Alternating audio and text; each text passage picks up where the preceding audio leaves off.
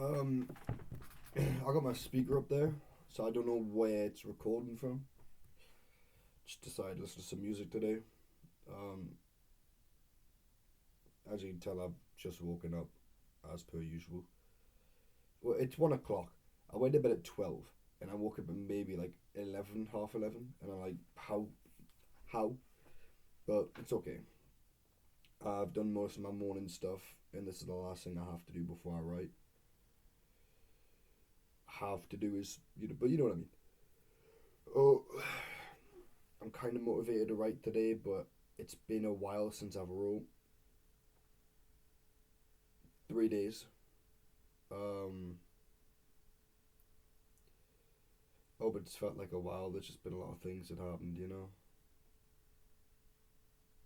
Regretfully. I can have good moments and then bad moments, and just every human does.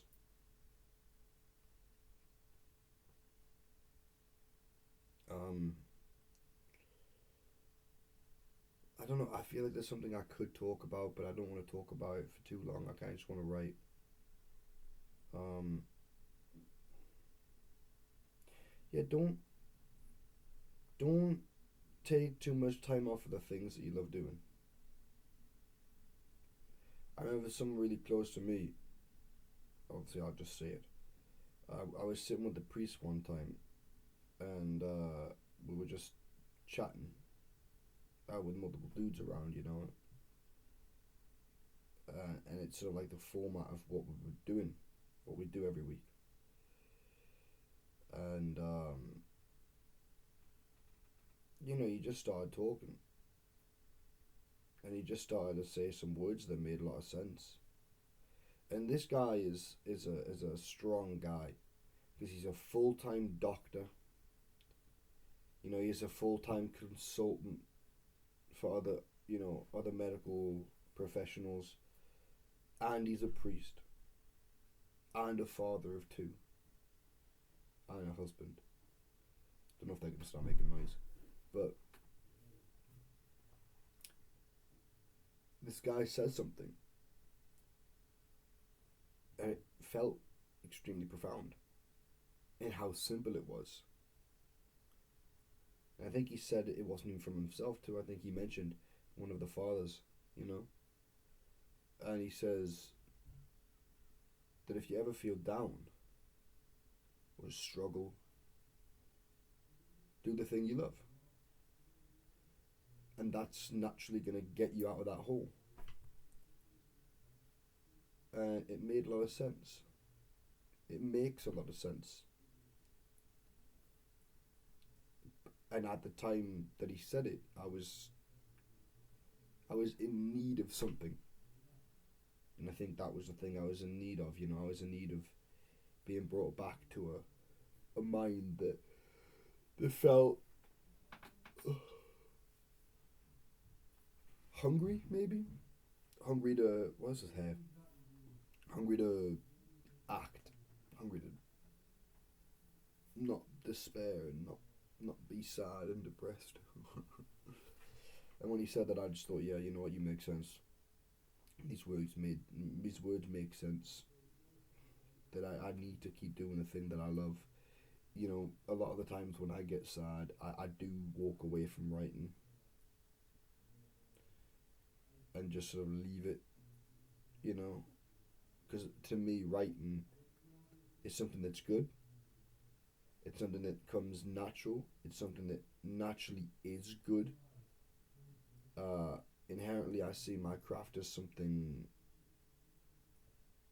positive. You know, I don't see it as negative. I know people can use it for negative things, but I don't see my craft as a negative thing at all. So I always feel best to write when I feel good. It is the thing that makes my life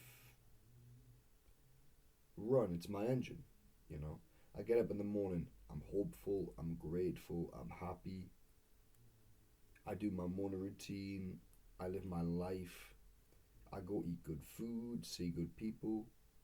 If I go to my nan's or whatever I'm doing, I get the bus, I get the bike or whatever. And then I go to the library, you know, or days like today where I have to write at home, you know, and there's been a lot of days like that when, mind you, just thinking about early January and how cold it was and compared to now, really witness the seasons go by. Spring's about to come. But yeah, um, as I was saying, that I write early January was when I wrote a lot in the house, so that's why it came to mind. I think they're gonna come in and ask a question. I pause it. Torn between thinking I look chopped and handsome at the same time. Um, yeah, they came in. Essentially,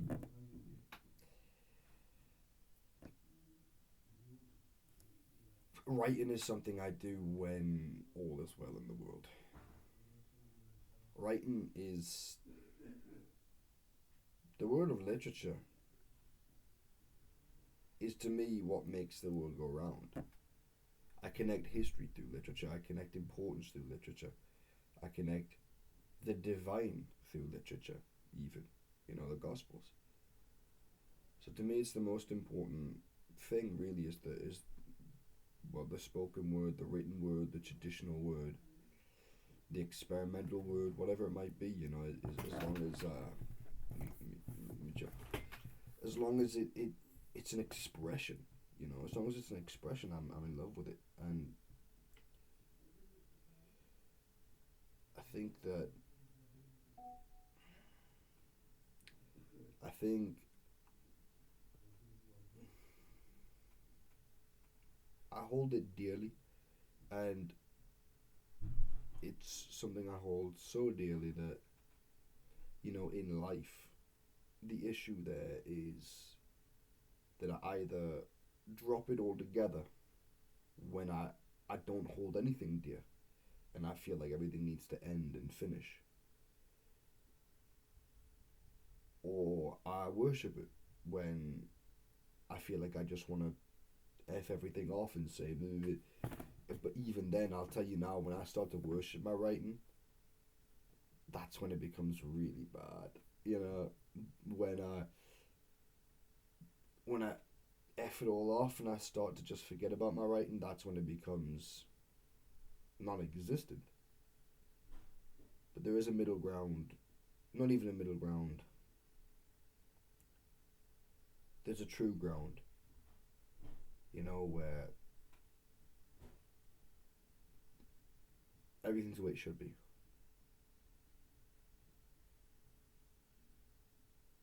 I've had a little history of bipolar. Not diagnosed, so I'm not saying anything. I'm not taking it away from any folks. But I've had some history with, mental health, and I don't think humans should fluctuate as much as I've experienced. It's not my mask, my brother. You can tell by the footsteps. I don't think we should fluctuate as much as we do. I think we should be constant as much as possible, steady as much as possible, focused as much as possible. That in love, in dreams, in care, in kindness, and the things we fight for. And I think that that is what we should be like. A lot of us, well, we're all humans. We're just sometimes we're like rubber bands, we're like ping pong balls, we're like basketballs, we're so many different things. It just goes different places. They can snap, they can break, they can pop, they can bend and contort. But we have an original shape. And I think we need to try to keep that original shape as much as possible. I am insert name. I do this. And you should always try to strive to be that and be the best at that. Be the best you possible. I'm Corey, and I'm a writer. you know, and that's the work that I need to do every day. But also, I'm a human like everybody else is, and this is a prerequisite: being kind, being generous, being faithful, being loving, caring, giving. Did I say giving? If I say giving, I say giving twice. Be giving, you know.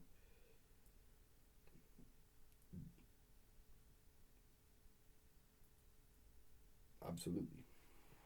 Um, absolutely. You know. And then you have your thing, and you have your thing. You gotta go work towards. You gotta go fight towards, and it's not a matter of being successful. It's never been a matter of being successful. Success is all pride. All pride. I mean, that's a harsh. Obviously, never take my words with like strong finality, but success is a hard pride. Where, in terms of monetary, right, monetary gain is just useless. Everybody wants to live comfortable and simple, and that's the beautiful area to stay in, right? But then we always feel like we need excess because we don't trust. We don't trust that life will always be safe and sound. We always feel as though there's always something coming around the corner. You know what I mean? Well, at least in my experience, that there's always something coming around the corner to make things bad again. You know, so you want to prepare for that. But I think it's about having trust. I don't know much about the world. I don't know much about the future. I don't think I ever can. So I don't know about the twists and turns and the bumps. I just want to be a writer as much as I possibly can. And there's a lot of prizes and competitions. There are. There always are. There's a lot of charities, organizations, publishers, and so on. But there's a lot of people who want to write. And that's the thing. It's not about me beating you or you beating me. It's about we have stories to tell and we have to support one another. We have to support one another and be happy for one another. I went to a writing workshop sometime in the sixth week of the last semester. So give or take maybe 8 weeks ago. Maybe more. I've actually a lot more now. Um, there was a lot of people there who I didn't necessarily click with. And actually I was just shy. And I think they were shy a bit too.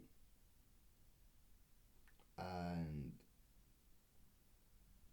they just published something as a writing group because they were when you write North, and obviously I'm gonna try getting that writing group when I finish uni, because after the masters, the writing group goes up to the 25 age, and it's in the library also. So I'll try to get in there and improve as much as possible, and get to know the people there. Yeah, it's a good thing, and you've always got to find yourself a writing group, and a workshop group, and yeah, absolutely. And I'm very proud and I'm very happy for them, even though I don't know them. I'm just glad that they've got the stories or the credibility, the pub, they've been published. It's good. They had a little celebration, I believe, in one pound in Heaton, 1 pound books. Um, you've always got to be happy. Everyone will succeed together. We're a race. That seems a bit, we're one race, the human race, and as mankind, we all have to succeed together. We all fall together. We all succeed together. That's just the nature of being one, really, one unity. Um, that's just our nature. So I think when you look at success and you look at writing, it's never about getting over anyone. It's always just about being comfortable in a world, and acknowledging your own position in that world. It's really hard when you're starting out, really hard when you're young, because you always think, if I establish myself, then people will look at me in a regards that isn't flimsy, right? If I get published and I'm hot shit, all of a sudden it's no longer, oh, there's this guy, he goes to my writing group, it's, oh, that's that guy who's hot shit, and my writing's always valued and so and so and so. And it's quite dangerous, it's a dangerous, it's pride out of insecurity, it's like, I want to do this because the opposite of it is to feel out of touch, uncomfortable and stuff. But I think you just have to. At least my current mindset is that you have to be really comfortable with who you are, and the actions of your life and the production of the effort you put in your life is then replicated through that mindset. I want to be a writer, and I want to write specifically about this place and the stories and the people who deserve attention and love and care and change. And I'm not shouting out the Art and Deck Foundation today, but yeah, they do deserve it. And there's a lot of writers in the north who are trying to write, and they could be a part of these people who are struggling. But we're writers, so we're struggling our own way. We've traded it, and it's like we have survivor's guilt because we have such a beautiful purpose and a beautiful goal. Whereas our fight isn't with drugs, it's with sentences, and that is a privilege. That is a privilege that I don't think I should ever forget. My battle isn't with drugs. My battle is with the words.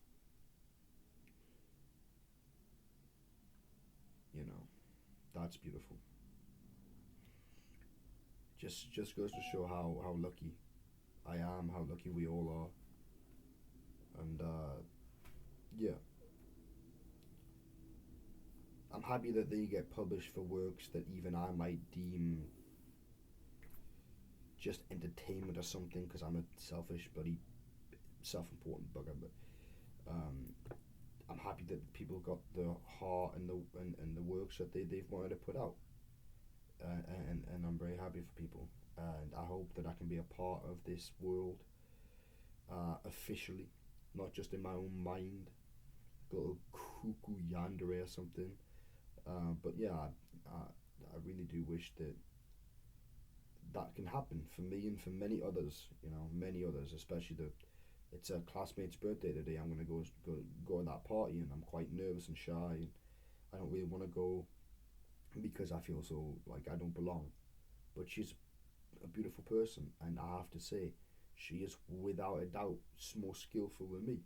And you will see her published very soon after the Masters, very soon, because she is absolutely unbelievable, unbelievable. And I think I just want to go there, and if there's anyone that speaks to me, or if I can see any of her family, just to let them know your daughter is phenomenal at what she does,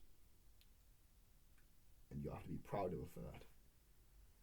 She's not necessarily doing things that seem conventionally attractive and successful, but know that she is in the midst of perfecting her craft.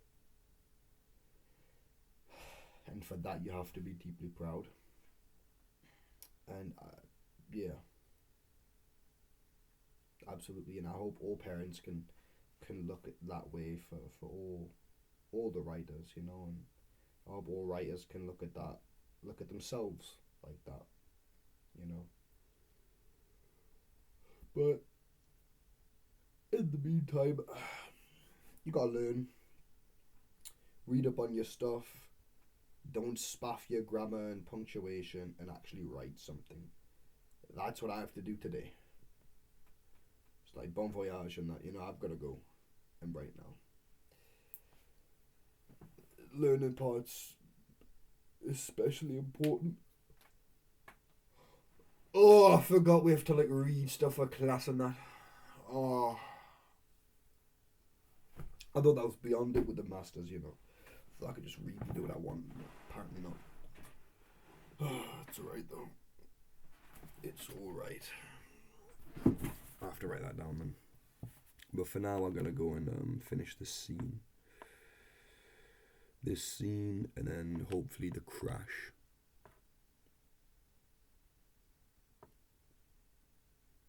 I could do that today. Absolutely. Let me write down here pre-reading for Tuesday/Wednesday. Anyways, tomorrow I probably won't get a lot done. I'd like to, but you know, gotta wake up early and then probably get back home at like I don't know what o'clock, but it is what it is. Just make sure you actually do something with your day.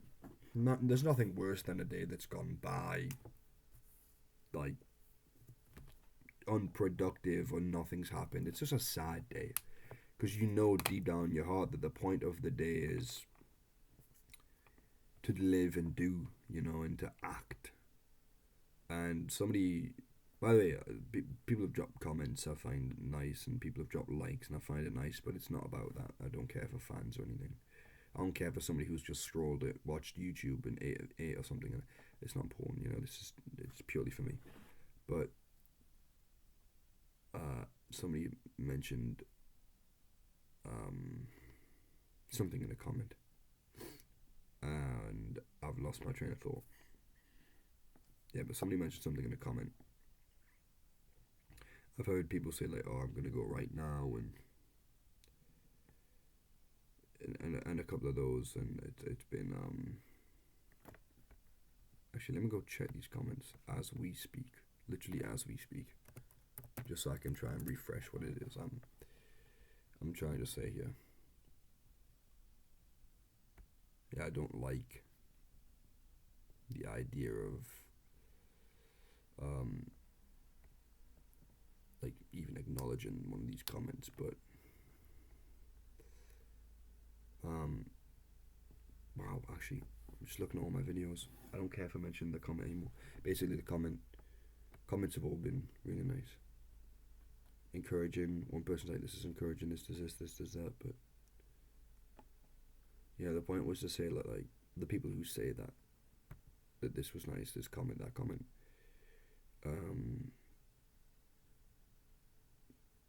That I'm glad that you have to feel that, and you go and feel that, and you go away and write something, because the point of the day and the reason why we feel so down is because you're made to be active, you're made to do these things, and the things that you hold deeply specifically are the things that you have to do, because it's what's in your heart. I beg, I pray that you'll do these things and find peace within them, and peace in the actions, and just go away and do them. So now, today, gonna go and try them. Try to see if I can do it. I'm gonna blast some music now. I'm telling you right now. I'm gonna blast some Maruja. Go listen to Maruja. Maruj. Yeah, J's the right one. Right, by the way. J-A. Reason why I started sax. I didn't start because of Miles Davis or anything. I started because of Maruja. Unbelievable. Seos, Reconcile, Tinker, Invisible Man. Obviously, Look Down on Us. Then you've got the 3-part EP that's a chaotic headbang, but it's kind of the point. Unbelievable. Yeah. go live your dream, man. Why not? I sort of started to say with the ending of like 2025 and stuff, midsummer 2025, well, even summer 2025, that I'm living a dream that I've woken up from, and it's still a dream.